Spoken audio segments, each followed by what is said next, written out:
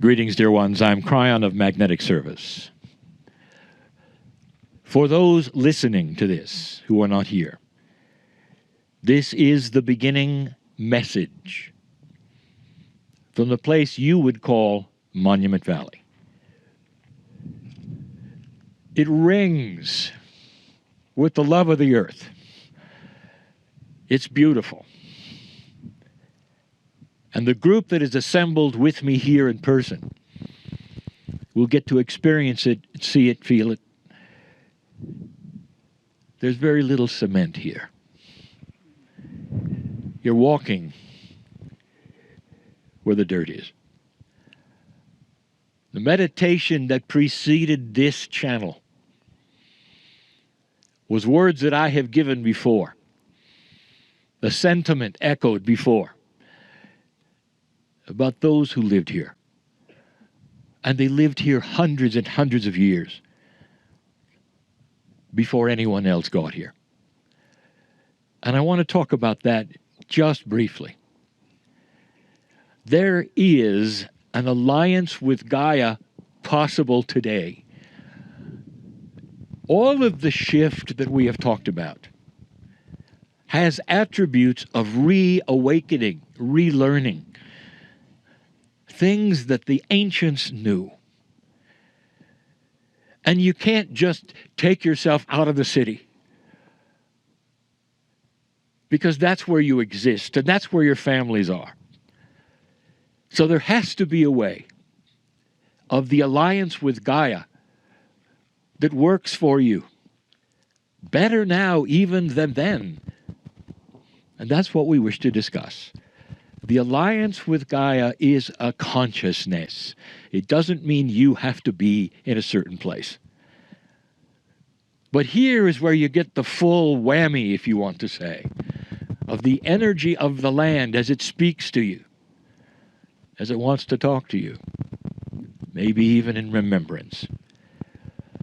I want you to know that that alliance that the ancients had is what we wish to have rekindled in this, the Great Shift. And this is something that will be echoed over and over in the messages of Cryon as you go forward in these days and see the magnificence of what Gaia could look like. Oh, I'll weigh in a little bit, perhaps more, about what happened here. But the result today, in this year, as you look upon it, is majestic. This is the way the ancients looked upon it as well. They knew of the sacredness of this place, of what the monuments meant to them, the names they gave them, and all about the love of Gaia. This was their partner. And that is not something you can claim today easily, even with light workers. It's the missing link. It must be rekindled. The second thing I want to tell is the elephant under the table. There will be many listening to this. Perhaps it's even controversial. But it's one of the things that you must know because of what has happened here and because of the residual from the crystalline grid. The ancients were fine with this until the conquerors came. And all over the world you find the similarity of this, that the conquering hemisphere did its job yet again. Even within its own hemisphere it conquered this land. And what I want to tell you about is the attitude, what happened, and what the land speaks of even today. Dear ones, perhaps you would know that the ancients did not own land. In fact, the concept is foreign to them. It's too linear. In fact, it's even childlike. Now, they will not tell you that because it's insulting, and they will not insult you. But they don't know about ownership. When they would look at the horizon, it belonged to them. If there were disagreements, perhaps even wars between the ancients, it was over the resources, but not over the ownership. They understood that Gaia was a partner. It was alive. It was them. They didn't own it. They didn't draw lines that said, don't cross over this mine, yours. They didn't segment it into parcels and record them in some library. So when the conquerors came, the idea of who owned what did not even go into their consciousness. They had a difficult time with an actual lower consciousness. And so I will tell you something that they don't say very often. That they saw the conquerors as the savages. Savages with higher technology is what they said. Because the savages had no concept of the glory and the beauty of a Gaia that nobody could own. I want you to ponder that and think of that. Because the result is the third item I cover. The result is this land has sadness. Not pain.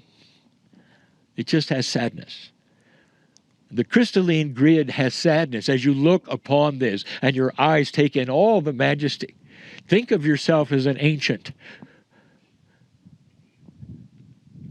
who used to say, it's open for anybody. That has created a sadness. The invitation for all listening, for all here, is to begin to rewrite that into the shift that has gone on into a celebration. Mix it in with forgiveness, with compassion, and reawaken the sadness and rewrite the crystalline grid wherever you walk. This is one of the attributes of why you're here. Finally, I know not all of you came for the channeling. I know who's here. And I want to say to you that everything we speak about is simple. Whether you believe in what is going on or not, the message is something to ponder.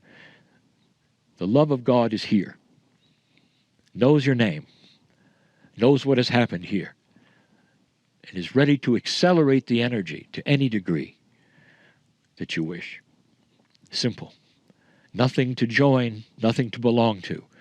No doctrine, no prophet. Only messages of beauty from the Creator of what you're looking at right now.